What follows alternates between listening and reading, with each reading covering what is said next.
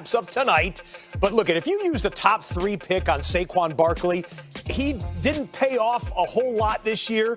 On Super Bowl fantasy weekend, he was the man among men. Almost 44 points. Daniel Jones' quarterback was slinging it around as well. If you had some Bengals on your roster, yeah, they showed out. Took them to the late fourth quarter and overtime to do so. Devontae Freeman, a big day there as well. Hope you all did well in your fantasy football Super Bowl contest this weekend. We got game balls to hand out. DC, you're up first. This is for the Raider fans that showed up in Los Angeles to really send off the Raiders in their last home game in California because, as we all know, and Philip Rivers found out, it's Raider Nation everywhere. Look at him. Check him out. I mean, that was amazing. Max Crosby couldn't believe it. Hunter Renfrow literally asked Derek, he's like, that was a home game. He's like, yes, it was. So it was fantastic to watch. Chargers went silent count. The Chargers went silent count. Look at it. It's the black hole in Carson. It was fantastic. Totally fantastic. And mine is going to Doug Peterson, and you get a nickname when you're that good, Dougie P. I like Dougie P. The head coach for the Philadelphia Eagles. He's had 15 new players on the roster since week 1, okay? 45 new starters. I'll say it again.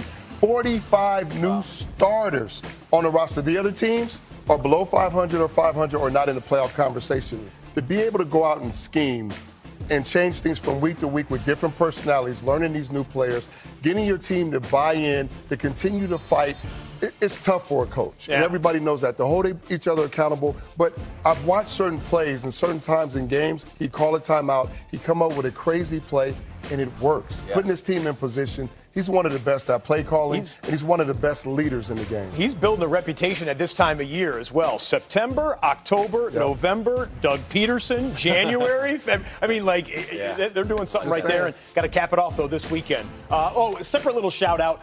Dolphins and the Bengals. Yesterday on NFL Red Zone, they gave us the game and the finish of the year. Even though they didn't want it. Even though neither team really wanted it. Bengals got the number 1 pick. Last segment, we saw Lindsay tell us about how Michael Thomas celebrated his record-breaking day by doing charity work today. That's the type of guy this guy is. He's been busy because yesterday he balled and he got the call with Dion.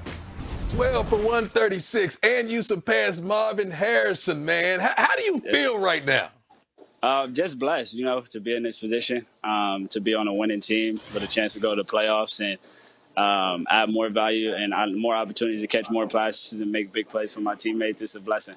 I mean, I could call you every week. The route you gave them down by the goal line, the one that you didn't get in, where you got off, you took him inside, you took him up, then you dipped back out on him, and you almost got in. That was right there, even to a DB, man, that was beautiful.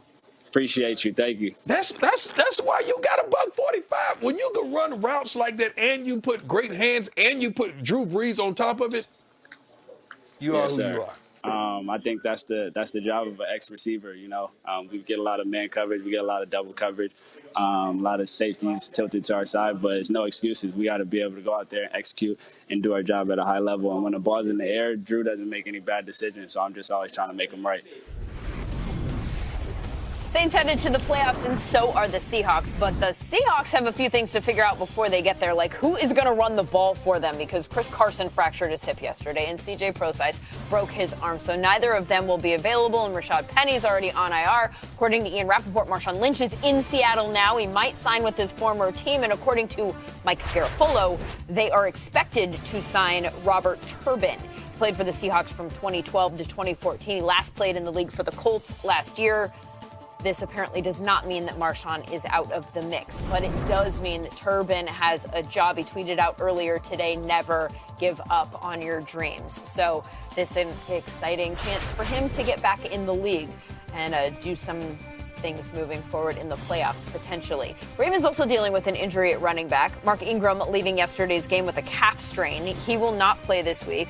Ravens have a bye next week, so we'll have some time to rest. We'll see if he's better by the divisional round. Eagles don't have the luxury of that kind of time to wait. They're playing a win and you're in game on Sunday, and Zach Ertz, their leading receiver, has a broken rib. Played with it for 3 quarters yesterday. We'll see if he can play through it on Sunday. According to Doug Peterson, he's in a lot of pain.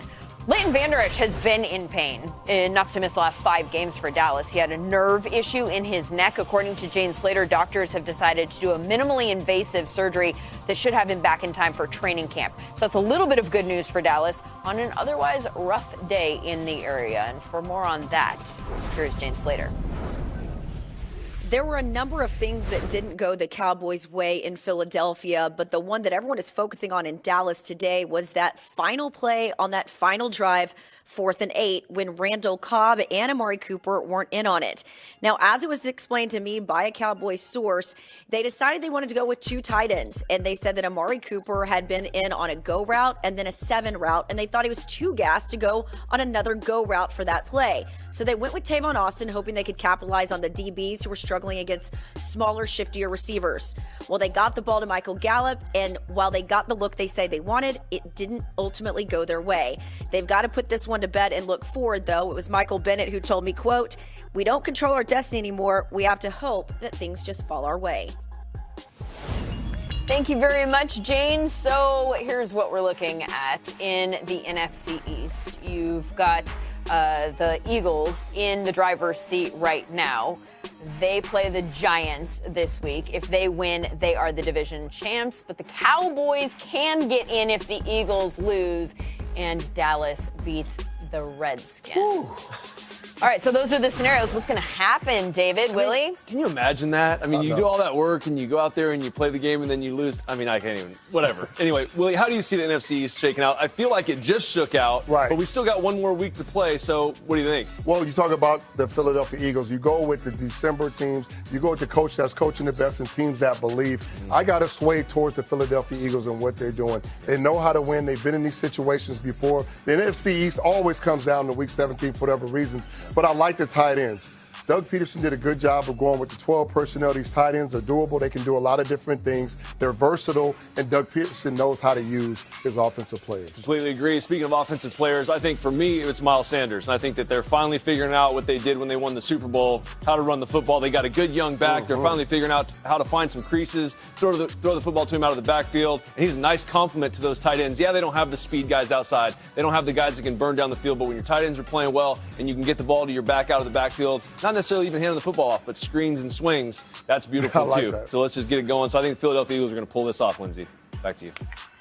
Thank you very much, guys. Another division that is up for grabs is the NFC North. That is Packers and Vikings in Minnesota. Stephon Diggs in the Christmas spirit, too. Already saw Thielen's Christmas sweater. Diggs has some holiday swag, too. What he doesn't have tonight is Dalvin Cook or Alexander Madison. Time to turn to the Monday night matchup presented by IKEA. Here's Tom. No Dalvin Cook, no Alexander Madison because of injuries. That means tonight for the Vikings, it is the Mike Boone show. Boone was undrafted last year out of Cincinnati. Really hadn't played much till he came off the bench last week against the Chargers and scored a couple of touchdowns. The Vikings value him because they feel he has a Dalvin-ish skill set.